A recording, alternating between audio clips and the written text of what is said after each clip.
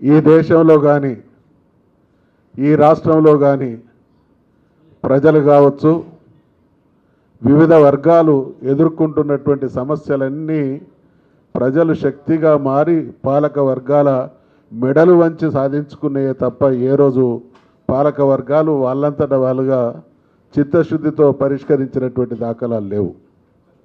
వాళ్ళ బీసీల విషయానికి వస్తే అంటే బీసీలను ఏ రకంగానైనా ఏమార్చవచ్చు, నమ్మించి వాళ్ళ ఓట్లు దండుకోవచ్చు. ఆ తర్వాత వివిధ సాకుల ద్వారా ఎంత గొప్ప ఆర్ట్ అంటే నమ్మించడంలో మనం అనకముందు వాళ్ళే బీసీలకు న్యాయం చేస్తామని ముందుకు వస్తున్నారు. మళ్ళీ మనం డిమాండ్ చేస్తే దాన్ని చేసే ప్రయత్నం చేస్తున్నామని కుట్రపూరితంగా అది అమలు కాకుండా ఉండేటువంటి విధానాలను అవలంబిస్తూ ఉన్నారు. నాకు అర్థం కానిది ఏంటంటే దేశానికి 1947లో స్వాతంత్రం వచ్చింది. ఇందాక సోదరులు శ్రీనివాస్ గారు చెప్పినట్టు ఈ కులగణన జనగణన అనేది చరిత్రలో శతాబ్దాల క్రితమే ఈ ప్రక్రియ ప్రారంభమైంది. ఏ సమాజమైనా బాగుపడాలి, ఆ సమాజంలో ఉండేటువంటి ప్రజలందరికీ సమన్యాయం జరగాలి, అందరి సమన్యాయం ద్వారానే దేశం అభివృద్ధి చెందుతున్నటువంటి మౌలిక సూత్రాన్ని అర్థం చేసుకున్నటువంటి రాచరిక వ్యవస్థ కూడా ఈ విధానాలను అవలంబించింది. అయితే భారతదేశంలో స్వాతంత్రానికి పూర్వం కులగణన ప్రక్రియ కొనసాగితే స్వాతంత్రం వచ్చిన తర్వాత కులగణన జరగకపోవడం అని అంటే నేను గతంలో కూడా మనవి చేసిన మెజారిటీ బీసీలు ఉన్నటువంటి దేశంలో బీసీలను రెండవ శ్రేణి పౌరులుగానే చూసిళ్ళు కాబట్టి ఈ దుర్మార్గాన్ని తీవ్రంగా ఖండించాల్సినటువంటి అవసరం ఉంది అనేటువంటి విషయాన్ని మనవి చేస్తూ ఉన్నాం.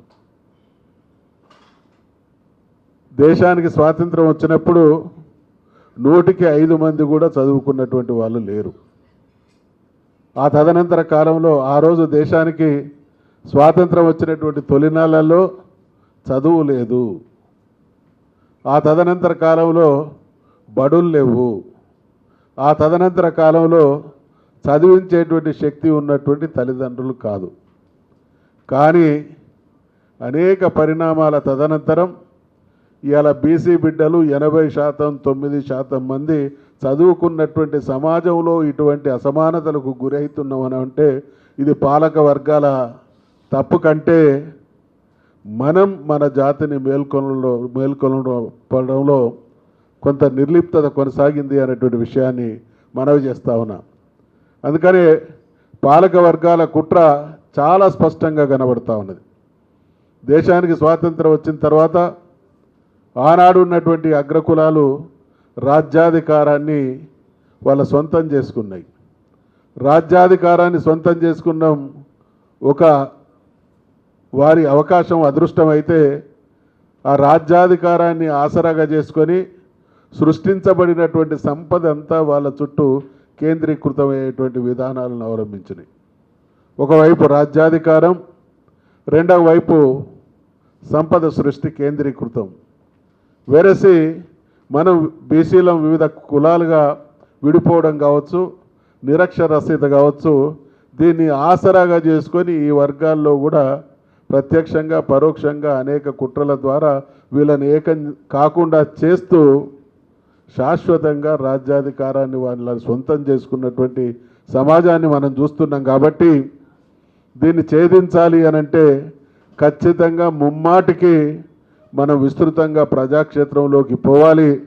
ప్రజల్ని కదిలించడం ద్వారా మాత్రమే దేశానికి స్వాతంత్రం వచ్చినా, తెలంగాణ రాష్ట్రాన్ని సాధించుకున్నా, కృష్ణయ్య గారు విద్యార్థుల బీసీల హక్కుల కోసం కొన్ని విజయాలు సాధించిన ఇదందరూ ప్రజల చైతన్యం కదలిక ద్వారా మాత్రమే సాధ్యమైంది. కాబట్టి మన పిల్లలు మరి విద్యావంతులైనటువంటి ఈ పరిస్థితులలో జరుగుతున్నటువంటి కుట్రల్ని, అన్యాయాల్ని, అవమానాల్ని కింది స్థాయికి తీసుకుపోవడం ద్వారా మనకు దక్కాల్సినటువంటి వాటాను దక్కించుకోవాలి.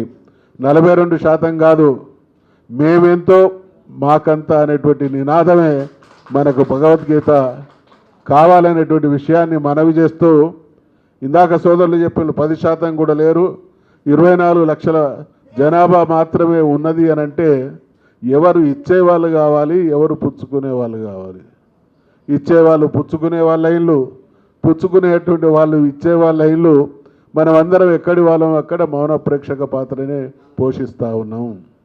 ఈ దేశంలో కానీ ఈ రాష్ట్రంలో కానీ దేశానికి స్వాతంత్రం వచ్చిన తర్వాత మౌలికంగా అర్థం చేసుకుంటే దేశంలో రాజ్యాధికారాన్ని అనుభవిస్తున్నటువంటి కులాలను చూస్తున్నాం. రాజ్యాధికారంలో కనబడుతున్నటువంటి కులాలను చూస్తున్నాం. రాజ్యాధికారం యొక్క రుచి తెలియనటువంటి కులాలను చూస్తూ ఉన్నాం. మరి దేశంలో 15-20% ఉన్నటువంటి ఈ అగ్రకులాలు, ఆధిపత్య కులాలు, ఏ ఒక్క కులానికైనా ఇప్పటి వరకు వాళ్ళకు చట్టసభల్లో ప్రవేశం లేనటువంటి కులాలు ఉన్నాయా? అగ్రకులాలు దేశానికి స్వాతంత్రం వచ్చిన తర్వాత ఏ రాష్ట్రంలో చూసినా, ఇవాళ మన తెలంగాణ రాష్ట్రాన్ని చూస్తున్నాం, నిన్నటి వరకు ఆంధ్రప్రదేశ్ రాష్ట్రాన్ని చూస్తూ ఉన్నాం. ఈ అగ్రకులాలు ఆంధ్రప్రదేశ్ రాష్ట్రంలో చట్టసభలకు ప్రాతినిధ్యం లేనటువంటి అగ్రకులం ఒక్కటైనా మిగిలిందా? అదే బీసీల విషయానికి వస్తే మనకున్నటువంటి సంఖ్యాపరంగా ఇందాక సోదరులు చెప్పినట్టు మరి 24 లక్షల మంది అగ్రకులాల వాళ్ళు ఉంటే ఒక ముదిరాజులే 24 లక్షల మంది ఉన్నారు. ఆ 24 లక్షలు ఉన్నటువంటి కులంలో ఈరోజు ఒకరు మాత్రమే శాసనసభ్యులుగా ఉన్నారు. కొన్ని సందర్భాల్లో శాసనసభ్యులు లేనటువంటి వాతావరణం కూడా, పరిస్థితులు కూడా కొనసాగినాయి. అంటే మన దాంట్లో ఉన్నటువంటి మెజారిటీ సంఖ్యలో ఉన్నటువంటి కులాలకు కూడా న్యాయం జరగడం లేదు. ఆ కులాలతో పాటు కొన్ని కులాలు అప్పుడప్పుడు కనబడతా ఉన్నాయి. అనేక కులాలు అడ్రస్ లేకుండా పోయినటువంటి వాతావరణం కొనసాగుతూ ఉన్నది. మరి ఈ విషయాలన్నీ ప్రజాక్షేత్రంలో చర్చించబడాలి. మన పిల్లలందరూ కూడా చదువుకున్నటువంటి సమాజంలో ఉన్నారు కాబట్టి ఈ విషయాన్ని మనం సీరియస్గా ప్రజాక్షేత్రంలోకి తీసుకపోతే ప్రజలు ర్యాలీ అయ్యేటువంటి అవకాశం ఉంది. ఈ దేశంలో కృష్ణయ్య గారు చూసినలు, నేను చూసినా, మీరందరూ కూడా గమనిస్తూ ఉన్నారు. రాజ్యాధికార పంపిణీ, రాజ్యాధికారంలోకి రావడం అనేది ఈ దేశంలో ఏ ఎన్నికను చూసినా అయితే సెంటిమెంట్స్ లేకపోయింటే సానుభూతులు, ఏదో రకమైనటువంటి సెంటిమెంట్ కావచ్చు, ఏదో రకమైనటువంటి ఎమోషన్స్ కావచ్చు, ఏదో ఒక రకమైనటువంటి సానుభూతుల ద్వారానే జరిగినటువంటి ప్రతి ఎన్నికల్లో ఏదో ఒక పార్టీకి పట్టం కట్టడం జరిగింది. కాబట్టి ఖచ్చితంగా బీసీలమందరం మనం ఏకమై మన సమాజంలో ఉన్నటువంటి 50% పైగా ఉన్నటువంటి బీసీలను కనుక ఎమోషనల్ బాండేజ్లోకి తీసుకురాగలిగితే ఖచ్చితంగా మనం పుచ్చుకునేటువంటి స్థితి నుండి ఇచ్చేటువంటి పరిస్థితికి వస్తాం. కాబట్టి ఆ రకమైనటువంటి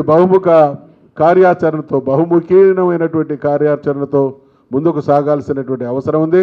ఒకటి, ఇచ్చిన మాట కట్టుబడి రాజ్యాంగ సవరణకు అనుగుణంగా 42% రిజర్వేషన్లు అమలు చేసి మాత్రమే ఎన్నికలు జరపాలనేటువంటి తక్షణ డిమాండ్తో పాటు దీర్ఘకాలంలో మేమెంతో మాకంతా అనేటువంటి నినాదం కూడా మనకు నిరంతరమైనటువంటి ఒక శ్రీరామ నామజపంగా తయారైనప్పుడు మాత్రమే, మనలో ఆ చైతన్యం వచ్చినప్పుడు మాత్రమే ఈ మాత్రం పాలక వర్గాలు ఒక కులగణన చేసేటువంటి ప్రయత్నం చేసినాయి, లేదా ఒక 42% రిజర్వేషన్ల అటువంటి అంశాన్ని ఎత్తుకున్నాయి అని అంటే బీసీలలో ఆ చలనం, ఆ డిమాండ్ ప్రజాక్షేత్రం నుండి, నాయకుల నుండి వస్తున్నది. కాబట్టి దాన్ని అనుగుణంగా మార్చుకొని వాళ్ళ అవకాశాలను మెరుగుపరుచుకునేటువంటి ఆలోచనలతో చేసినటువంటి ప్రయత్నాన్ని మనం గమనిస్తున్నటువంటి పరిస్థితులలో మరి కృష్ణయ్య గారు సుదీర్ఘమైనటువంటి తన అనుభవంతో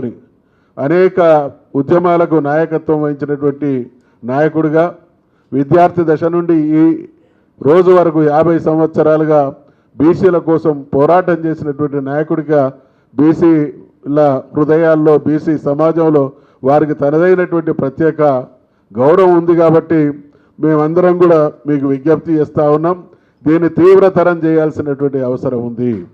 హైదరాబాద్కు, వరంగల్ లాంటి పట్టణాలకు మాత్రమే పరిమితం కాకుండా దయచేసి చలో గ్రామాలకు తరలండి అనేటువంటి గతంలో కొన్ని పార్టీలు ఇచ్చినటువంటి నినాదాలు ఏ రకమైనటువంటి ప్రభావాన్ని చూపించినాయో బీసీల ఐక్యత కోసం మనం కూడా కింది స్థాయి ప్రజాక్షేత్రంలో ప్రజల్ని కదిలించేటువంటి కార్యాచరణ కూడా అవసరం అనేటువంటి విషయాన్ని మనవి చేస్తూ మనం సృష్టించేటువంటి అలజడి, మనం సృష్టించేటువంటి ఒత్తిడి, మనం చూపించేటువంటి ప్రభావమే పాలక వర్గాల పాలిట వారికి ఒక జ్ఞానోదయం కావడానికి అవకాశం కలిగిస్తుంది. కాబట్టి మరొక్కసారి ఈ రాష్ట్ర ప్రభుత్వాన్ని విజ్ఞప్తి చేస్తూ ఉన్నాం, హెచ్చరిస్తూ ఉన్నాం, డిమాండ్ చేస్తూ ఉన్నాం.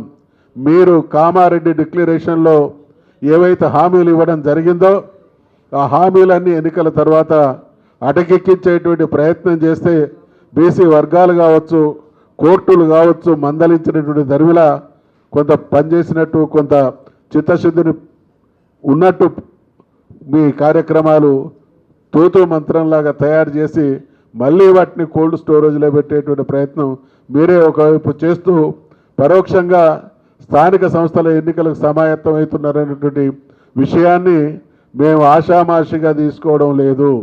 ఇది బీసీ సమాజానికి, బీసీ వర్గాల ప్రజలకు చావో రేవో తేల్చుకోవాల్సినటువంటి సమయం. కాబట్టి మీరు కనుక మాకు ఇచ్చినటువంటి హామీని తుంగలో దొక్కేటువంటి ప్రయత్నం చేస్తే మేము బొందబెట్టి చూపిస్తామనేటువంటి విషయాన్ని హెచ్చరిస్తూ దయచేసి ఈ కార్యాచరణను నేను కృష్ణయ్య గారికి వ్యక్తిగతంగా కూడా మనవి చేస్తూ ఉన్నా.